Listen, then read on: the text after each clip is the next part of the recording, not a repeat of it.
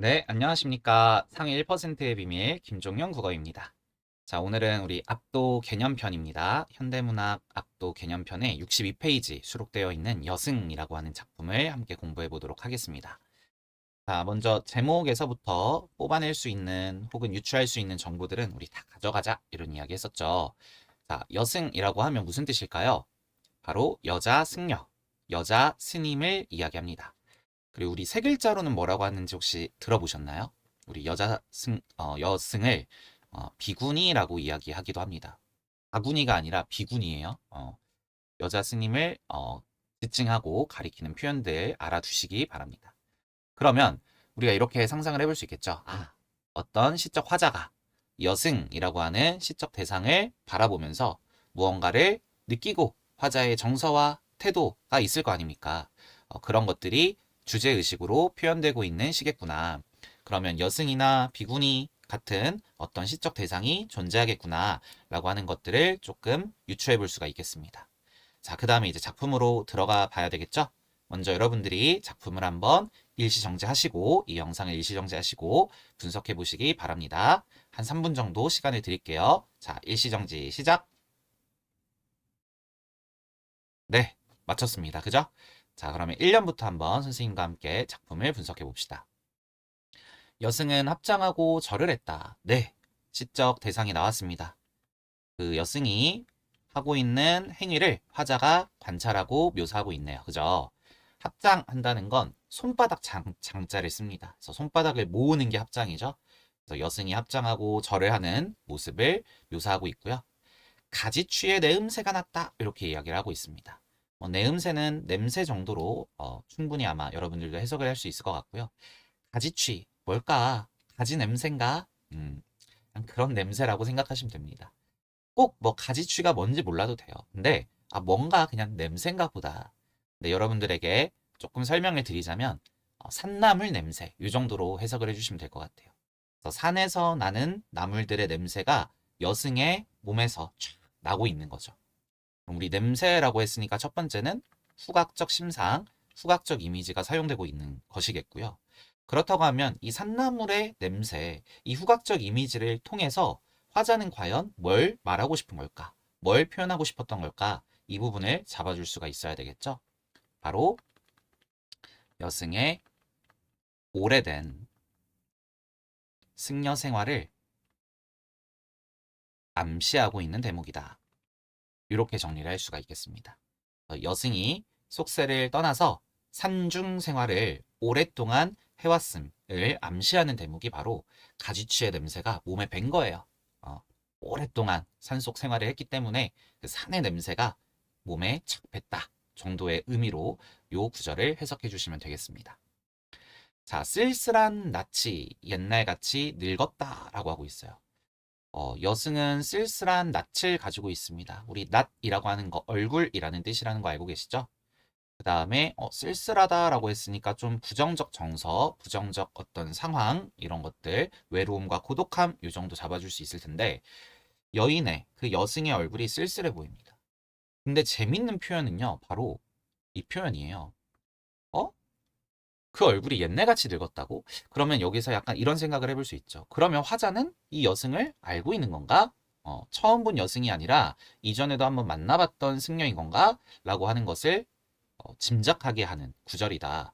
이렇게 말씀을 드릴 수가 있겠습니다. 나는 불경처럼 서러워졌다. 와, 서러워졌대, 여러분. 너무너무 중요한 시어가 되겠죠. 왜 그렇습니까? 바로 정서가 직접적으로 제시되어 있기 때문에 그래요. 우리 서정문학이잖아요. 시라고 하는 것. 정서를 서술하기 위한 문학이 시인데 그 정서를 알려줘 버려. 시 속에서 그냥. 서럽대. 서러움이라는 정서를 느꼈대. 라고 하는 것을 아주 구체적이고 직접적으로 제시해 버렸어. 중요할 수밖에 없겠죠. 그러면 화자는 지금 여승을 보면서 서러움의 감정을 느끼고 있습니다. 서러움의 감정을 느끼는 이유는 앞의 대목이랑 좀 연결을 해볼 수 있겠죠. 여승의 얼굴이 옛날처럼 여전히 쓸쓸해 보이기 때문에 그 모습을 보면서 화자는 서러움을 느끼고 있는 겁니다. 불경이라고 하는 건 불교에서 말하는 경전을 얘기해요. 경전이라고 하는 건 그 종교에서 가장 으뜸으로 치는 아주 권위 있는 최고의 책을 경전이라고 하죠. 그래서 여기에서 왜 굳이 불경처럼이라는 뜻을 사용했을까? 왜 불경이 그럼 서럽나? 뭐 이런 생각을 해보면 좋을 거는 같아요. 선생님도 사실 이 부분은 확정해서 해설하기가 어렵죠. 불경이 왜 서러운 거지? 선생님도 사실 잘 모르겠어요. 그냥 우리는 그래 불경처럼이라고 했으니까 직유법 정도 잡아야 되겠다. 그리고 불경이 대체 왜 서러운 건지는 모르겠지만 화자는 그렇게 느꼈나 보다 라고 생각을 해주시면 될 것 같습니다. 그러면 자 1년에서는 화자가 여승을 바라보고 있고 그 여승이라는 시적 대상을 바라보면서 느끼고 있는 정서가 제시되었구나 라고 하는 부분 잡아줄 수 있겠고요. 자 2연으로 한번 가보시죠. 평안도의 어느 산 깊은 금전판 이러면서 뭔가 갑자기 좀 휙 바뀌는 것 같은 느낌 들죠. 공간이 살짝 휙 바뀌는 것 같아요. 왜냐면 지금 나는 여승을 보고 있었는데 갑자기 2연에서는 구체적 공간이 제시되면서 뭔가 생동감도 올라가고 사실감도 올라가는 뭐 이런 효과들을 지금 내고 있단 말이죠. 근데 뭔가 장면의 변화 혹은 공간의 변화가 일어나는 것 같은 느낌. 뭐 확정할 순 없어요. 왜냐하면 평안도 어느 산 깊은 금전판에서 지금 여승을 만나고 있는 걸 수도 있으니까. 근데 뭔가 우리가 보통 문학 작품을 읽어갈 때 이런 식으로 서술하진 않잖아요. 이게 앞에 있으면 모를까. 이연에서 갑자기 뭔가 장면과 공간이 조금 후루룩 전환되는 것 같은 그런 느낌을 좀 받아볼 수가 있죠. 그 다음에 이제 다음 구절을 읽어보면 더 확신할 수 있습니다. 나는 파리한 여인에게서 옥수수를 샀다. 네, 파리하다라고 하는 것은 아주 초라하고 초췌하고 그런 걸 우리가 파리하다라고 표현하죠.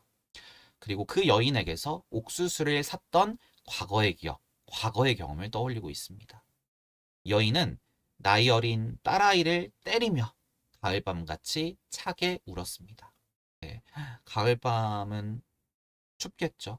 그리고 좀 외롭겠죠. 우리 뭐 가을이라고 하는 계절이 갖는 또 하나의 이미지 중에 하나가 고독함 아니겠습니까? 네, 그 여인은 딸 아이를 막 때리면서 울고 있어요. 자기의 딸아이를 때리는 그 엄마의 심정은 어떠할까? 뭔가 신나 보이진 않죠. 막 신나서 아이를 때리는 그런 느낌은 아니고 차게 울고 있대요. 가을밤처럼 차게 울고 있는 그 엄마의 마음은 무엇일까? 음, 어쩔 수 없는 상황 속에서 아이를 뭐 교육하거나 훈육하고 있는 게 아닐까요? 상상해 볼 수는 있습니다. 우리가 상상의 여지는 늘 열려 있는 거니까요. 예를 들면 딸아이가 막 시장판에서 발버둥치면서 나 저거 사줘, 나 맛있는 거 사줘 막 엄마한테 땡깡을 부리는 거죠. 근데 엄마는 돈이 없는 거예요. 그래서 엄마는 그 아이를 때리면서 너 진짜 왜 그러니? 너 엄마 이렇게 힘들게 할 거니? 우리 뭐 드라마나 영화에서 이런 장면들 너무 많이 봤잖아요. 그런 느낌, 그런 정도의 이미지다라고 생각을 해주시면 되겠죠. 그래서 여인은 결국에 옥수수를 판매하고 있는 사람입니다. 옥수수를 판매하는 사람이면 상인이겠죠. 네. 옥수수를 파는 여인은 딸아이를 막 때리고 있어요. 어디에서? 여기에서.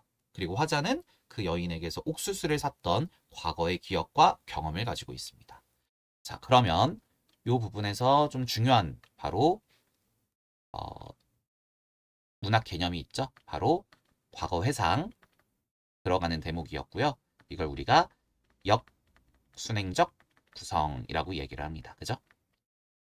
혹은 역전적 구조다 이렇게도 얘기할 수 있겠죠? 네. 그래서 1년과 2연을 통해서 이 정도 잡아주면 되겠습니다. 그리고 사실 여러분들도 여기 2연까지 읽었을 때 어느 정도 눈치챘을 것 같아요. 이 여인이 바로 이 여승이 아닐까 정도. 뭐 확정하긴 어렵지만. 네, 그 다음에 3년으로 한번 넘어가 보시죠.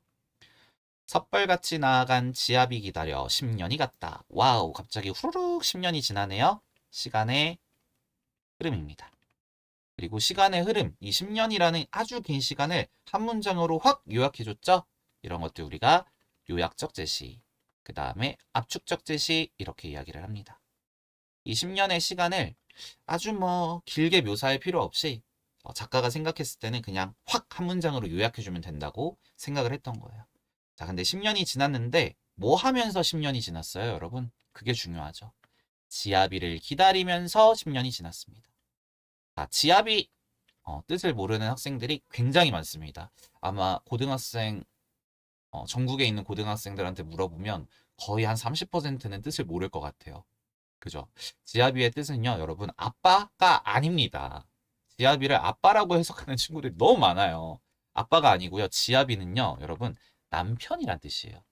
부인 입장에서 자기 남편을 가리킬 때 지아비라고 얘기하는 거예요. 그러면 그 여인은 10년 동안 남편을 기다리고 있습니다. 와, 남편은요, 섭벌같이 나아갔습니다. 섭벌은 일벌이에요. 일벌처럼 나가버렸어요. 일하러 나갔을까요? 뭐 모르겠습니다. 선생님이 생각했을 때는 일하러 나가진 않았을 것 같고 그냥 다른 여자 만나러 나갔을 확률이 높지 않을까. 일하러 나가실 수도 있어요. 뭐 일하러 이제 내 돈 벌어올게 여보 이러고 나갔는데 돌아오지 못하는 상황이 생겨버렸을 수도 있죠. 사고를 당했거나. 뭐 그거 모릅니다. 그런 건 이제 실속에 나와 있진 않아요. 근데 어쨌거나 남편은 나갔고요. 10년 동안 돌아오지 않습니다. 와, 거기에서 느껴지는 어떤 이 여인의 심정은 무엇일까요? 가장이 없어졌어요. 특히 우리 1900년대잖아요. 이 시대에 남편이 없어요. 여자 혼자 돈 벌어먹고 살아야 되는데 얼마나 힘들겠습니까? 자, 지아비는 돌아오지 않습니다. 어린 딸은 도라지 꽃이 좋아서 돌무덤으로 갔습니다. 함축적 표현이죠. 이걸 진짜 우리가 1차원적인 의미로 해석하면 조금 곤란하겠죠. 진짜 돌무덤으로 놀러 갔을까요, 딸이? 아, 나 도라지꽃이 너무 좋아서 돌무덤 엄마 나 돌무덤 좀 보고 올게. 돌무덤 가면 도라지꽃이 많거든. 이러고 집에 저녁 되면 다시 돌아올까요? 아마 아닐 것 같죠? 그래서 요 대목에서는 우리가 딸의 죽음을 읽어낼 수 있어야 되겠습니다. 그래서 옥수수를 팔던 그 여인, 그리고 그 때리던, 그 맞던 딸아이는요, 결국에 10년 후에 사망을 하게 됩니다. 그럼 여인의 이 상황은 점점 힘들어지고 고달파지고 슬퍼지는 거죠. 마지막 사연입니다. 산꿩도 서럽게 울은 슬픈 날이 있었다. 자, 산꿩도 서럽게 울었대요. 산꿩이 어떻게 서럽게 웁니까? 산꿩한테 물어봤어요. 너 왜 울어? 너 서러워서 우니? 했더니 산꿩이 응, 나 서러워서 울어. 얘기한 적 없죠. 근데 왜 산꿩이 서럽게 운다고 표현한 거예요? 바로 화자가 서러운 감정. 화자가 지금 서러운 상태이기 때문에 산꿩의 울음소리가 서럽게 들리는 겁니다. 그죠? 그렇기 때문에 감정이입이다. 얘기할 수 있겠죠. 그 날은 어떤 날일까요? 딸이 죽은 날일까요? 남편이 나간 날일까요? 더 읽어보시죠. 산절의 마당 귀에 구석에 마당 구석에 여인의 머리카락이 눈물방울과 같이 떨어진 날이 있었다. 뭐 하는 거예요, 지금? 삭발하는 날입니다. 그러면 바로 여인이 비구니가 된 날, 여승이 된 그 날, 디데이죠. 그 날을 표현하는 것이구나 라는 사실을 알아낼 수가 있겠습니다. 그러면 이 여인은 원래 태어날 때부터 스님은 아니었어요. 그죠? 한 40대까지는 혹은 뭐 30대까지는 자신의 삶을 살아오던 속세 속에서 그냥 살던 인물이었습니다. 근데 남편은 나가서 돌아오지 않고요. 여인은 옥수수를 팔며 생계를 이어나가기 위해 열심히 노력하지만 딸도 죽게 됩니다. 그래서 결국 모든 것을 잃고 나는 스님이 돼야 되겠다. 속세를 나와서 불교에 귀의해야 되겠다. 결심을 하고 이렇게 머리카락을 깎게 되는 겁니다. 그죠? 슬픈 시죠? 예, 그렇게 볼 수 있겠고요.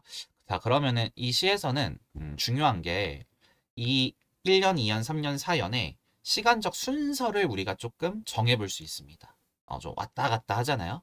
자, 어떻게 잡아줘야 될까요? 우선 가장 먼저 일어났던 연은 몇 년입니까? 바로 2년이죠. 그 다음에 3년입니다. 그리고 4년이죠.